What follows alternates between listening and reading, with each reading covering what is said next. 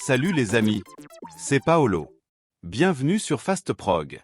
Nous allons voir ensemble la programmation des émetteurs TOP 432 et 434V sur votre carte électronique.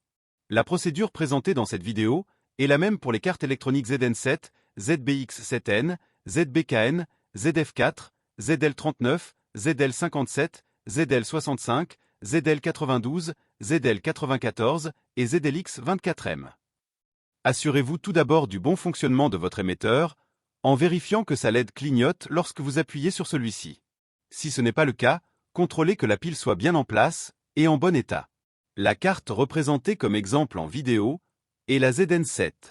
Vérifiez que la carte radio AF, qui est indispensable pour le fonctionnement de vos émetteurs, soit bien une AF43S et non pas une AF868, car les télécommandes TOP 432 et 434V émettent en fréquence 433,92 MHz. Pour plus d'informations concernant la carte radio AF, cliquez sur le lien en haut à droite de la vidéo. Celle-ci doit être embrochée hors tension sur la connectique AF de la carte électronique. Comme sur la ZN7 dans notre exemple, il peut y avoir plusieurs connectiques similaires prévues pour d'autres applications. Prenez garde à ne pas confondre ces connectiques. Donc, la carte radio AF sur le connecteur du même nom, AF.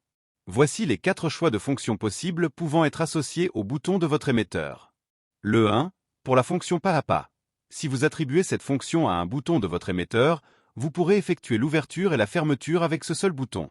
Si vous appuyez sur ce bouton pendant la phase d'ouverture ou de fermeture, le portail repartira dans le sens inverse. Le 2 est pour la fonction séquentielle, la plus fréquemment utilisée. Si cette fonction est attribuée à un bouton de votre émetteur, vous pourrez effectuer l'ouverture et la fermeture avec ce seul bouton.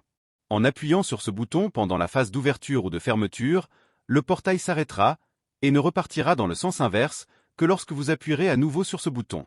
Le 3 est pour la fonction ouverture. Le bouton programmé sur cette fonction vous permettra d'effectuer l'ouverture de votre portail uniquement. Vous ne pourrez pas le refermer avec ce même bouton.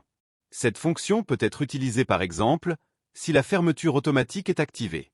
Le 4 est pour la fonction ouverture partielle. Ce mode permet l'ouverture partielle des portails coulissants ou l'ouverture d'un seul ventail des portails battants. Le degré d'ouverture est réglable ensuite via le menu des fonctions générales. Alors, si vous êtes prêt, appuyez sur la touche Entrée de la carte ZN7 jusqu'à ce que F1 apparaisse. Ensuite, appuyez plusieurs fois sur la flèche de gauche jusqu'à atteindre U1. U1, appuyez sur Entrée. Le chiffre 1 apparaît, correspondant à la fonction pas à pas, dont je vous ai expliqué le fonctionnement précédemment. Appuyez sur la flèche de droite plusieurs fois pour passer à 2, 3, 4, puis de nouveau à 1, etc. Choisissez la fonction désirée, puis validez en appuyant sur Entrée. Un chiffre clignote, indiquant l'emplacement qui sera attribué à la touche de l'émetteur sur laquelle vous allez appuyer maintenant. Alors, l'écran affichera STO, confirmant le stockage du bouton, avant de passer au chiffre suivant clignotant, indiquant l'emplacement auquel sera associé le prochain bouton. Si vous avez d'autres émetteurs à ajouter à cette même fonction, vous pouvez appuyer directement sur la touche à programmer de chacun des émetteurs supplémentaires, les uns après les autres. À la fin de la procédure, appuyez plusieurs fois sur la touche ESC pour sortir du mode programmation. Vous pouvez maintenant essayer vos émetteurs.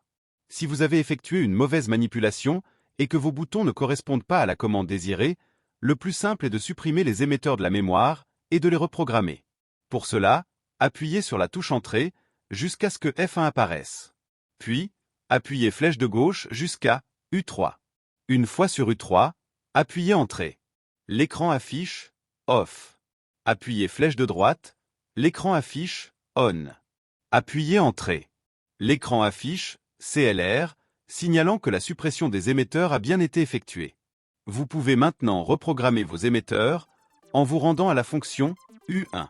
Et si à la fin tout va bien, alors parfait. Si cette vidéo vous a permis d'être plus rapide et efficace, continuons à travailler ensemble. N'oubliez pas le pouce ou le petit commentaire, et n'hésitez pas à vous abonner, afin de découvrir le monde facile de FastProg. De nouvelles vidéos sont fréquemment ajoutées à la chaîne. Pour la mise en service de votre automatisme, des dispositifs de sécurité ou l'accès direct à la chaîne, cliquez sur le lien qui vous intéresse. Arrivederci. Alla prossima.